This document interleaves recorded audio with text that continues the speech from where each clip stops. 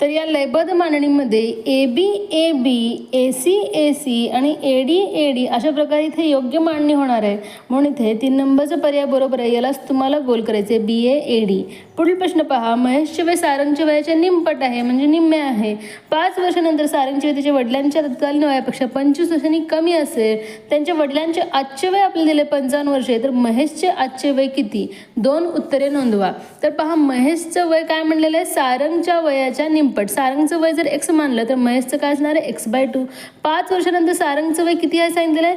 वडिलांच्या तत्कालीन म्हणजे काय? 55 अधिक 5 म्हणजे 60 वर्षापेक्षा 25 ना कमी.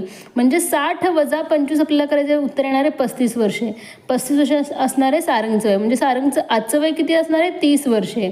मग आपल्याला विचारलं महेशचं वय. 2 उत्तरे कोणते असणार आहेत? सारंगच्या निमपट आणि 30च्या निमपट किती असणार आहे? 15. 15 2 30. अशा प्रकारे ही 2 उत्तरे इथे योग्य असणार आहेत.